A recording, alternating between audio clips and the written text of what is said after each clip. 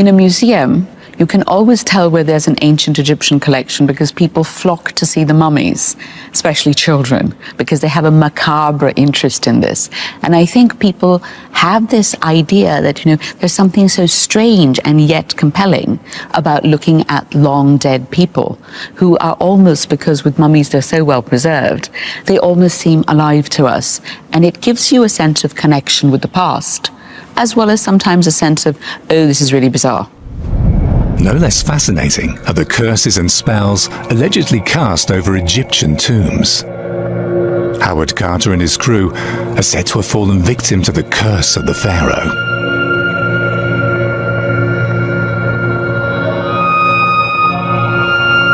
In fact, in the years following the discovery of Tutankhamun's tomb, several members of the excavation die.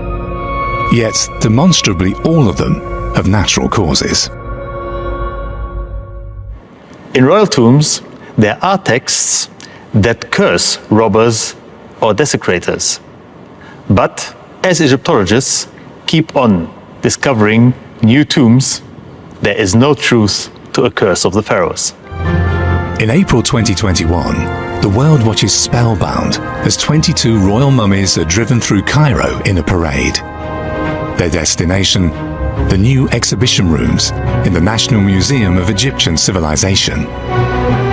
Yet, should mummies be exhibited at all? Isn't it a disturbance of their peace in death? For example, someone like Ramses II, from what we know of his character, he would have loved to be on display. He would love to have people come and bow down and look at him and say, oh my gosh, it's a pharaoh. For the study of ancient Egypt, the world of the dead is just as important as the world of the living. For thousands of years, Egyptians spared no effort to prepare their deceased for the journey to the hereafter. Inspired by the belief in eternal life, hoping that the dead will be remembered. And that is what they succeeded in doing. Perhaps better than they had ever imagined. The Egyptians are united by an unshakable belief in life after death. It makes them build unique monuments that still captivate us today. They have built something that is so fantastic and monumental that would live forever. What secrets lie hidden in their funerary architecture? And what role do the pharaohs play in it? The fascination about ancient Egypt is unbroken.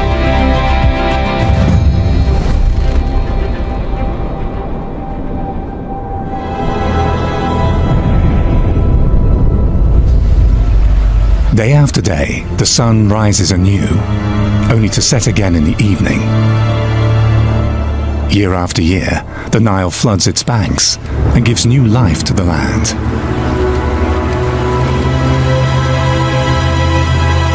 For the ancient Egyptians, man is part of an eternal cycle of death and rebirth. It's this belief that held the Egyptian empire together for millennia.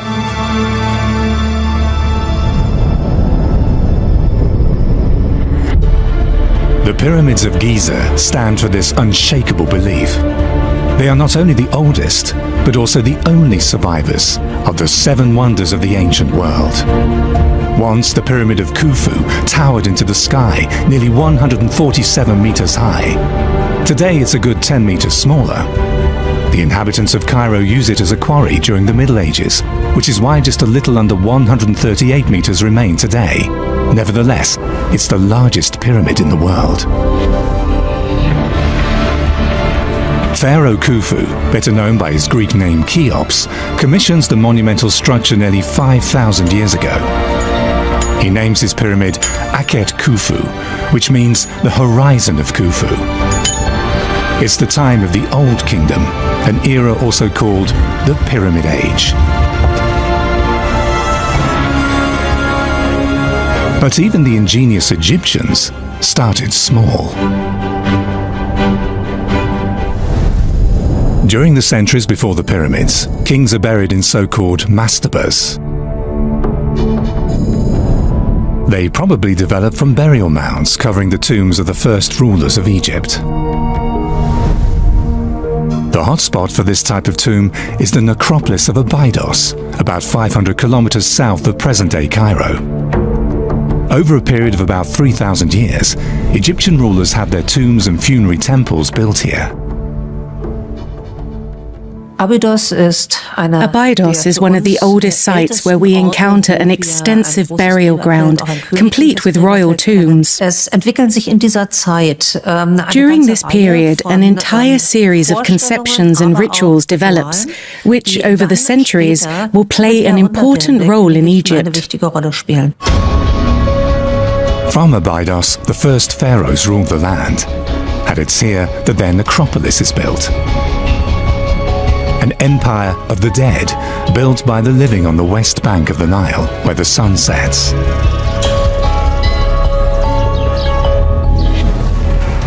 More than 5,000 years ago, the first kings of Egypt are buried in Abydos. Like King Nama, the founder of the Egyptian Empire, or his successor, Jer, whose magnificent tomb is still revered by later generations as the resting place of Osiris, the god of the dead. Jer's tomb gives an impression of how the early Egyptians imagined life after death. For their journey to the afterlife, Egyptian rulers order extensive underground complexes to be built. A long corridor leads to the main chamber, to the wooden shrine in which the king's sarcophagus rests. Wine, beer, grain, or dried meat are supposed to ensure that he will lack nothing in the afterlife.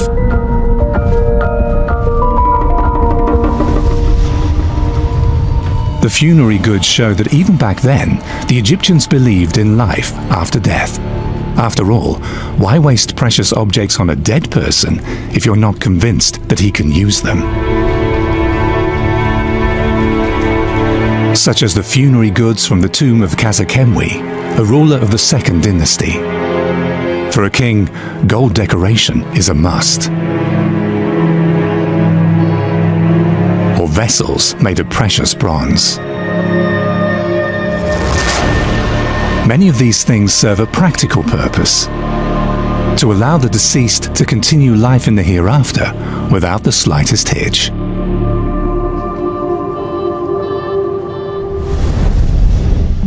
For this, the dead are mainly given everyday objects to take with them.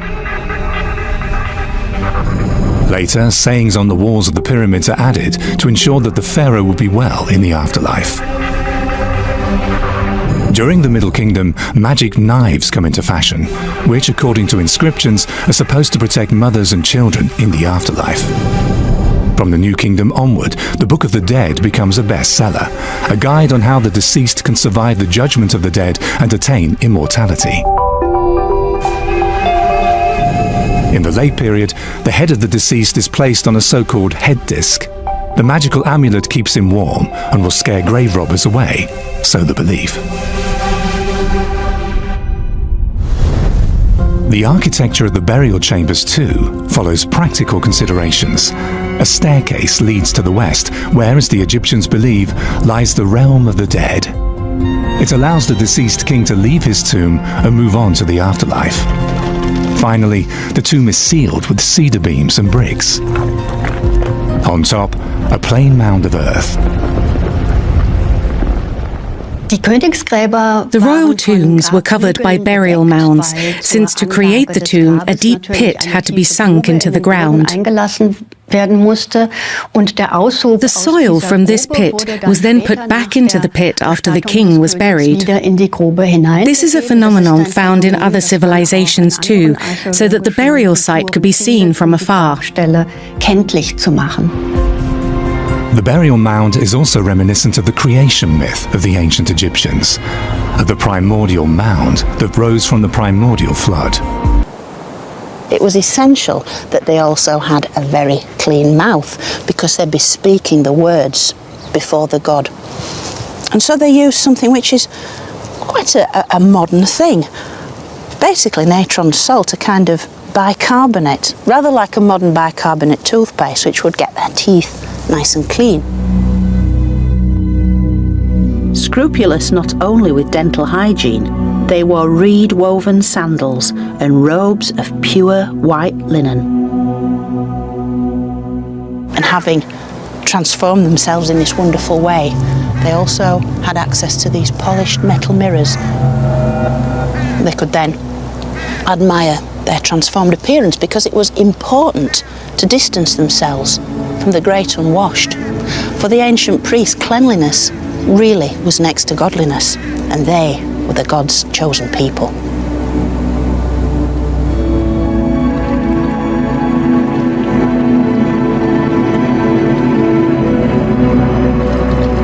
As the wealth and power of Karnak's priests grew, their authority over Egypt began to rival that of the king.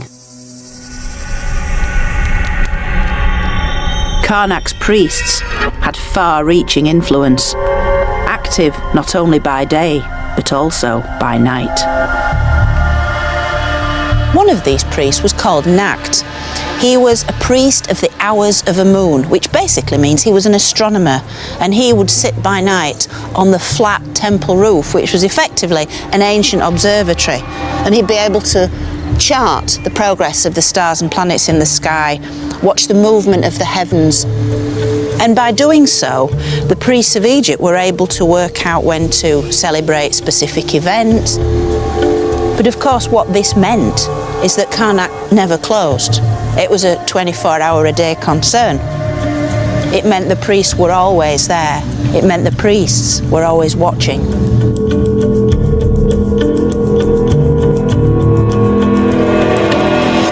Fully aware of the potential threat posed by the Karnak clergy, Amenhotep III employed his own relatives in the temple to guarantee their loyalty. But such subtle means of control were about to evaporate. Enter a new pharaoh, Akhenaten. Son and heir of Amenhotep.